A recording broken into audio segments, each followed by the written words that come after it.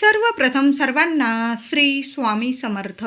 स्वामी महाराजांच्या कृपेने तुमच्या सर्व चांगल्या इच्छा पूर्ण होत ही स्वामींचरणी प्रार्थना करते आणि आजच्या व्हिडिओला सुरुवात करते. 19 मार्च 2026 गुरुवार दिवशी गुढीपाडवा आणि चैत्र नवरात्रीला प्रारंभ होत आहे.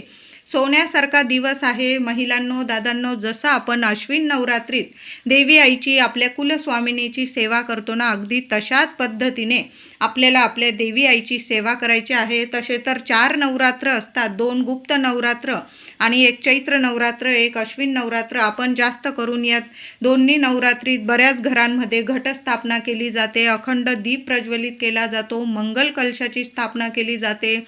9 दिवस जसं अश्विन नवरात्रीत देवी आईची सेवा केली जाते, कन्यापूजन असेल, ओटी भरणं, सर्व सेवा चैत्र नवरात्रीत सुद्धा आपल्याला जशी अश्विन नवरात्रीत करतो तशाच पद्धतीने करायची आहे.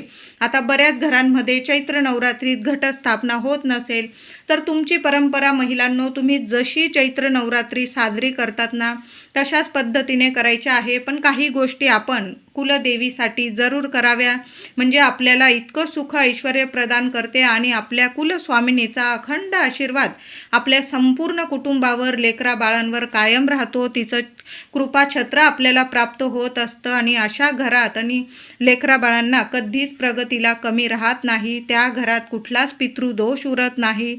सदैव माता लक्ष्मीची आणि आपल्या कुलस्वामिनीची, आपली कुलस्वामिनी म्हणजेच आपली माता लक्ष्मी आहे, तिची कायम आपल्याला कृपा माया मिळत राहते.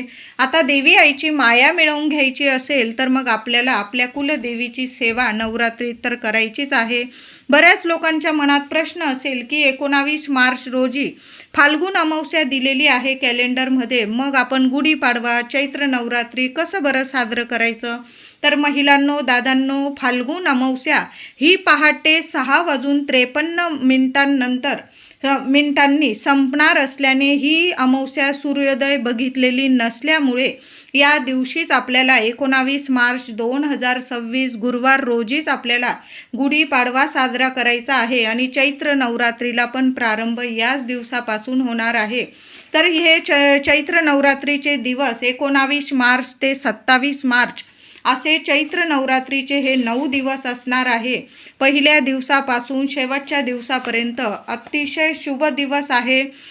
गुढीपाडवा शुभ गोष्टींची सुरुवात करायची असेल, अतिशय शुभ मुहूर्त आहे. गृहप्रवेश करायचा असेल, नवीन वाहन खरेदी करायचं असेल, सोनं नाणं कुठल्याही शुभ गोष्टीची सुरुवात, लग्न कार्याची बोलणी करायची असेल, अतिशय शुभ दिवस. फाल्गुन अमावस्याचा कुठलाही अडथळा यंदाच्या चैत्र नवरात्रीवर आणि गुढीपाडव्यावर नसल्यामुळे अतिशय शुभ दिवस आहे. मनात कुठलेच विचार आणू नका. पण तुम्ही जर राहू काळ मानतात तर दुपारी गुरुवारी 19 तारखेला गुढीपाडव्याच्या दिवशी दुपारी 19 तारखेला 1 ते 3 हा 2 तासाचा राहू काळ असणार आहे. या वेळात, या काळात आपण तर गुढी उभारणं वगैरे सर्व गोष्टी, शुभ गोष्टी सकाळीच करणार आहोत. तर या काळात कुठल्याही शुभ गोष्टी करू नका. आता बऱ्याच घरांमध्ये महिला या चैत्र नवरात्रीच्या दिवशी घटस्थापना करतात, मंगल कलशाची स्थापना करतात, अखंड दिवा लावतात. तर महिलांनो, या 2 तासाच्या राहू काळात चुकून सुद्धा करू नका. लवकर उठा आणि 12च्या आत आपल्याला या सर्व शुभ गोष्टी करून घ्यायच्या आहे. आणि आपण जी गुढी वगैरे उतरवतो ना, ती सुद्धा संध्याकाळी 4-5 वाजता आपल्याला उतरवायची आहे. दुपारी 1 ते 3 गुढी उतरवू वगैरे नका. तुम्हाला जरी बाहेर वगैरे जायचं असेल तरी पण 4 वाजेनंतरच आपल्याला गुढी खाली उतरवायची आहे. शुभ काळातच गुढी उभारावी आणि शुभ काळातच आपण गुढी उतरवायची आहे. शुभ परिणाम होतात आपल्या आयुष्यात.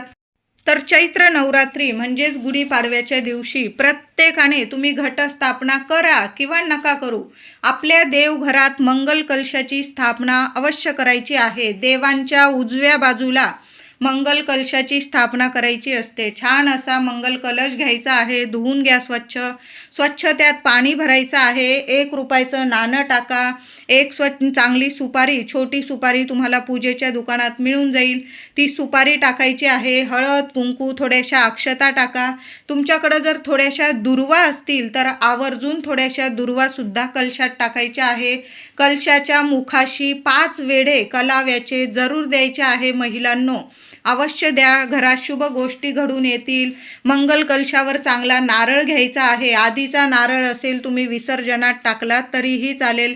कोंब वगैरे आलेला असेल तर एखाद्या कुंडीत लावून द्या, छान असं झाड येईल. तर मंगल कलश भरताना चांगला शेंडीचा पाणीदार नारळ घ्यायचा आहे. चांगला बघून घ्या. त्यात 5 विड्याची पानं ठेवा. विड्याची पानं नसेल तुम्ही आंब्याची डहाळी, 5 पानांची आंब्याची डहाळी जरी ठेवली, स्वच्छ पाण्याने धुवून घ्या ती पानं आणि स्वच्छ असं नारळवरती, कलशवरती नारळ ठेवायचा आहे पानांवर. आणि त्या कलशाला अष्टदिशांनी हळदी कुंकवाची बोटं लावायची आहे. आता हळदी कुंकवाची बोटं लावताना ओम श्रीम नमः नाहीतर अष्टरूपी महालक्ष्मीची नावं तुम्हाला घ्यायची आहे. हे महालक्ष्मी माता, वरदलक्ष्मी माता, श्री गजलक्ष्मी माता, श्री अधिलक्ष्मी माता, श्री विजयालक्ष्मी माता, श्री ऐश्वर्यलक्ष्मी माता, श्री वीरलक्ष्मी माता, श्री धान्यलक्ष्मी माता, श्री संतान लक्ष्मी माता. वैभव लक्ष्मी मातेच्या पुस्तकात प्रत्येक महिला वैभव लक्ष्मीचं व्रत करते. माझ्या सर्व महिलांना अष्टरूपी महालक्ष्मीची नावं रूपं माहीतच आहे. प्रत्येक माता लक्ष्मीचं नाव घ्या आणि कलशाला अष्टदिशांनी नावं घेत घेत जरूर हळदी कुंकवाची बोटं घरातल्या स्त्रीने जरूर लावायची आहे. खूप शुभ परिणाम होतील तुमच्या आयुष्यात. जे काही दुःख दारिद्र्य आहे, अडीअडचणी आहे, तुम्ही खूप त्रासात आहात, कठीण परिस्थितीत आहात, सर्व समस्या संपून जातील असा मंगल कलश चैत्र नवरात्रीच्या प्रथम दिवशी चैत्र प्रतिपदेला आपल्या देवघरात साध्या सोप्या पद्धतीने जरूर भरा महिलांनो. आणि अष्टदिशांनी असं हळदी कुंकवाची बोटं माता लक्ष्मीची नावं रूपं घेऊन जरूर लावायची आहे. सुंदर परिणाम येतील तुम्हाला दिसून आयुष्यात.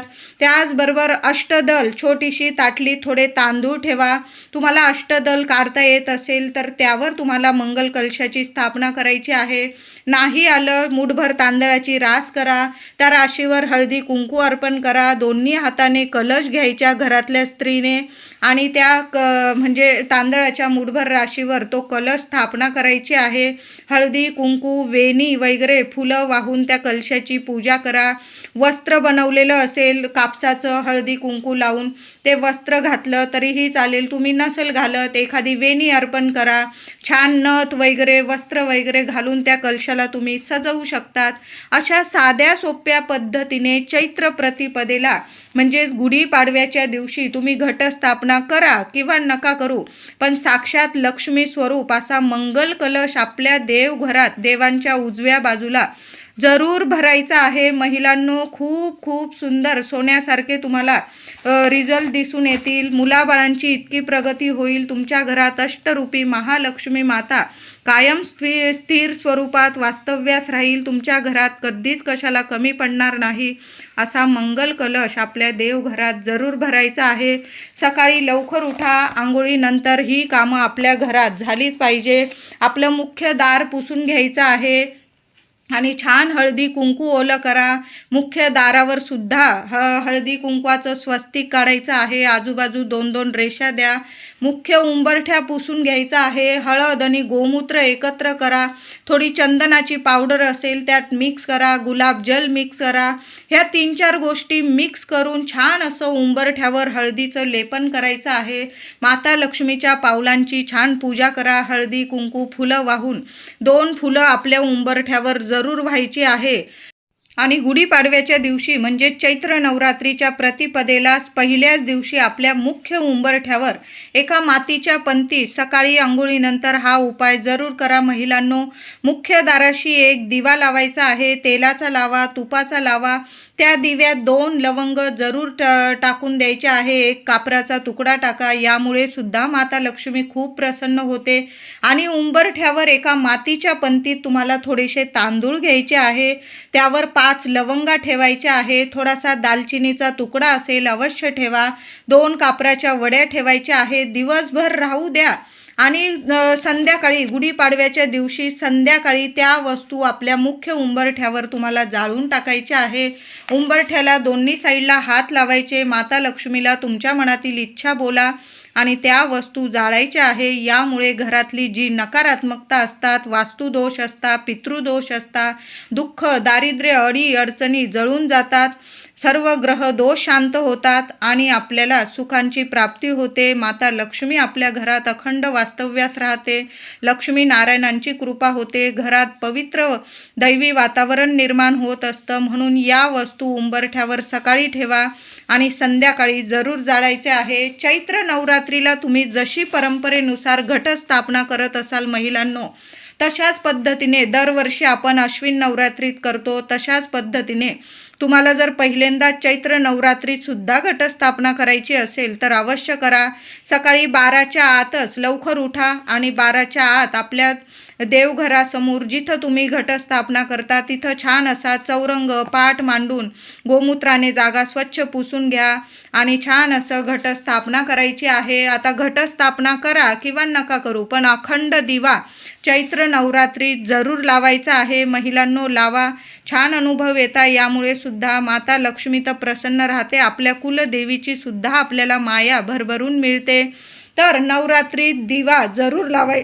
चैत्र नवरात्रीत आपल्या कुलदेवी आईच्या नावाने एक अखंड दिवा जरूर लावायचा आहे. आपल्या देवी आईची सेवा अखंड दिवा लावून जर आपण केली ना तर खूप प्रभावी ठरत असते.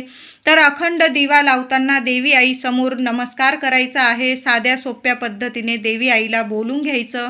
देवी आई, मी तुझ्या नावाने अखंड दिवा प्रज्वलित करत आहे. काही चुकलं माकलं 9 दिवसात माफ कर. तर असं नाही महिलांनो, काही महिला घाबरतात पण की अश्विन नवरात्रीत किंवा चैत्र नवरात्रीत आपण अखंड दिवा लावत आहोत, मग तो विझला मध्येच तर मग काय होईल. तर काहीच नाही. आपली देवी आई असते, आपल्या लेकरांना नेहमी समजून घेत असते. मध्येच दिवा विझला काही घाबरत जाऊ नका महिलांनो. दिवा तुम्ही काजळी वगैरे काढताना त्या दिव्याच्या साहाय्याने एखादा छोटा दिवा प्रज्वलित करून घ्यायचा आणि तो मोठा दिवा विझलाच काजळी वगैरे काढताना तर ती ज्योत आपण त्या मोठ्या दिव्याने जी ज्योत पेटवलेली आहे पुन्हा तो मोठा दिवा तुम्ही प्रज्वलित करून दिला ना तर अखंड दिवा विझल्याचं तुम्हाला कुठलेही दोष लागणार नाही. आणि विझलाच तरी पण आई आहे. आई आपल्या लेकरांना नेहमीच समजून घेत असते.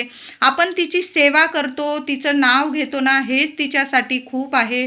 आपले लेकरं वेळोवेळी म्हणजे नवरात्रीत आपली सेवा करता. आपण तर नेहमीच सेवा करतो, रोजच सेवा करतो आपल्या देवी आईची, पण ही विशेष सेवा करतो ना आपण, ती देवी आईसाठी खूप महत्त्वाची असते. म्हणून साध्या भोळ्या मनाने महिलांनो दिवा जरूर प्रज्वलित करा. मध्येच विझला काही हरकत नाही, दिवा पुन्हा प्रज्वलित करून द्या. देवी आईचं नाव घ्या.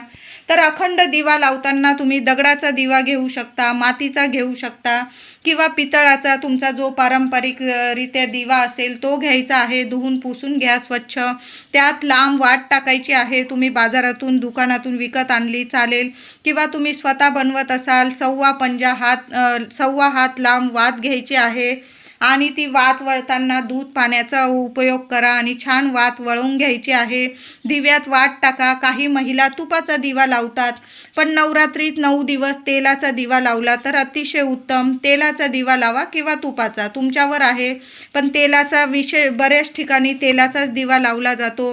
तर दिव्यात सुद्धा दिव्याखाली अखंड तांदळाची रास करायची आहे किंवा अष्टदल कमल काढलं तुम्ही चालेल. त्यावर हळदी कुंकू व्हायचं आहे. त्यावर दिवा ठेवायचा आहे आणि दिव्यात सुद्धा तुम्हाला एक वस्तू टाकायची आहे. तर चैत्र नवरात्रीचा अखंड दिवा प्रज्वलित करताना दिव्यात एक कापराचा तुकडा टाका, 2 लवंग टाकायचा आहे आणि 4-5 दाणे अख्ख्या तांदळाचे टाकायचे आहे. यामुळे दिव्याला कमी तेल लागतं आणि ऑक्सिजन खेळतं राहत असतं.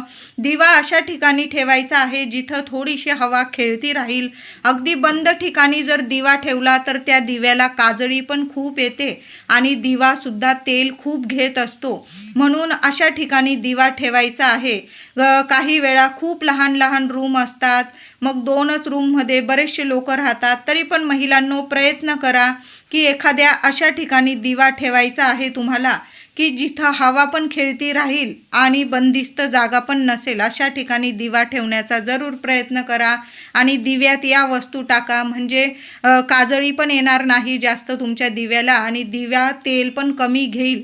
अशा पद्धतीने अखंड दिवा लावायचा आहे. दिव्यात मधून अधून 9 दिवसात 2-4 वेळा जरी एक कापराचा तुकडा टाकून दिला ना तुम्ही किंवा रोज जरी एक बारीकसा तुम्ही कापराचा तुकडा टाकला ना तरीही चालेल. यामुळे सुद्धा तेल कमी लागेल आणि जास्तीत जास्त तुमचा दिवा तेवत राहील. आणि त्या दिव्यात 2 लवंग जरूर टाका. त्या वासाने सुद्धा माता लक्ष्मी प्रसन्न राहते, आपली कुलस्वामिनी प्रसन्न होते आणि संपूर्ण नवरात्रीचं फळ भरभरून आपल्याला देते. तुम्ही जे मागाल ना त्याच्या 10 पट तरी तुमच्या आयुष्यात जरूर माता लक्ष्मी तुम्हाला देणार आहे.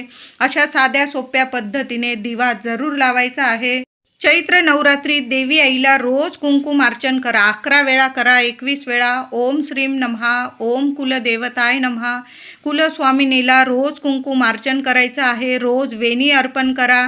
गुढीपाडव्याच्या दिवशी किंवा अष्टमी नवमीला तुम्ही देवी आईला गोड पानाचा विडा जरूर एकदा का होईना मंगळवार शुक्रवार बघून देवी आईला चैत्र नवरात्रीत गोड पानाचा पण विडा अर्पण करा. जेवढी सेवा होईल ना तेवढी जरूर करायची आहे. दुर्गा सप्तशतीचा पाठ झाला महिलांनो तर जरूर या नवरात्रीत करण्याचा प्रयत्न करा. 1 पाठ करा, 7 करा, 9 करा. तुम्हाला जेवढे करता येईल ना तेवढे जरूर करा. जेवढी सेवा होईल मनापासून करायची आहे. त्याचबरोबर चैत्र नवरात्रीत एकदा तरी आपल्या कुलस्वामिनीची घरच्या घरी ओटी जरूर भरा महिलांनो. तुम्ही घरी भरू शकता किंवा तुमचं जर जाणंच झालं तुमच्या कुलस्वामिनीच्या दर्शनाला मुख्य स्थानी तर जरूर जा. सहकुटुंब सहपरिवार जा. देवी आईचं भरभरून दर्शन घ्या. तिला गोडाधोडाचा नैवेद्य दाखवा. तिची खणा नारळाची साडी चोळीची ओटी जरूर भरायची आहे. आता लांब आहे तुमचं देवीचं कुलस्वामिनीचं स्थान तर मग तुम्ही घरच्या घरी जरी देवी आईची अखंड दिवा लावून घटस्थापना करून किंवा देवी आईला रोज कुंकुमार्चन करून साध्या सोप्या पद्धतीने तुम्ही सेवा करून घरच्या घरी जरी ओटी भरली ना तरीही चालेल. तर ओटी भरताना छान असा खण घ्या, नारळ घ्या. साडी चोळीची भरत असाल छान अशी साडी घ्यायची आहे. एका ताटात साडी ठेवा. एक नारळ घ्यायचा आहे, चांगला पाणीदार नारळ घ्या. 7 शृंगाराचं सामान आणलं असेल तुम्ही अवश्य आणा. जे जे आपण वापरतो स्वतः ते सुद्धा देवी आईला आपल्याला ओटीत ठेवायचं आहे. 1 गोड पानाचा विडा आणायचा आहे. आपण देवी आईला अर्पण करतो गोड पानाचा तो विडा सुद्धा अर्पण करा. आणि जेव्हा ओटी भराल ना त्यात सुद्धा गोड पानाचा विडा ठेवायचा आहे. आणि काचेच्या बांगड्या, ओटीमध्ये काचेच्या बांगड्यांना खूप महत्त्व आहे. हिरव्या काचेच्या बांगड्या अवश्य ओटीमध्ये ठेवायच्या आहे. तांदूळ गहू तुम्ही ठेवू शकता. 5 मुठी गहू ठेवा, 5 मुठी तांदूळ ठेवा. 7 शृंगाराचं साहित्य ठेवायचं आहे. बांगड्या ठेवा, पानाचा विडा ठेवा, वेणी ठेवा, हळदी कुंकू ठेवायचं आहे. प्रथम देवी आईच्या चरणी हळदी कुंकू लावा. स्वतःच्या कपाळी हळदी कुंकू लावा. ओटीला प्रत्येक साहित्याला हळदी कुंकू लावायचं आहे. देवी आईच्या चरणी ओटी ठेवताना प्रथम आपल्या हृदयाजवळ ते ओटीचं ताट घ्यायचं आहे. तुमच्या मनातील इच्छा बोलून घ्यायची आहे. तुमच्या काय इच्छा आहे आपल्या कुलस्वामिनीला बोलून घ्यायचं आहे. आणि मग देवी आईच्या चरणी ती ओटी अर्पण करायची आहे. आता नंतर ओटीचं काय करायचं तर तुमच्या घराजवळ जे देवी आईचं मंदिर असेल तिथं जरी तुम्ही ओटी अर्पण करून आला महिलांनो तरीही चालेल. आता नाही मंदिर ते साहित्य तुम्ही स्वतः वापरलं तरीही चालतं. जो खण असतो तुम्ही ब्लाऊज शिवू शकता. साडी असेल तुम्ही वापरू शकता. 7 शृंगाराचं साहित्य वापरू शकता. तुम्ही वेणी तुमच्या डोक्यात माळू शकता.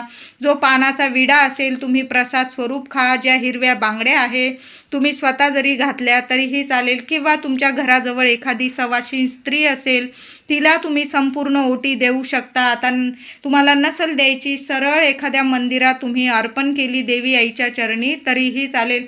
अशा साध्या सोप्या पद्धतीने चैत्र नवरात्रीत तुम्ही 9 दिवसात कधीही देवी आईची ओटी आपल्या घरच्या घरी कुलस्वामिनीची ओटी जरूर भरा.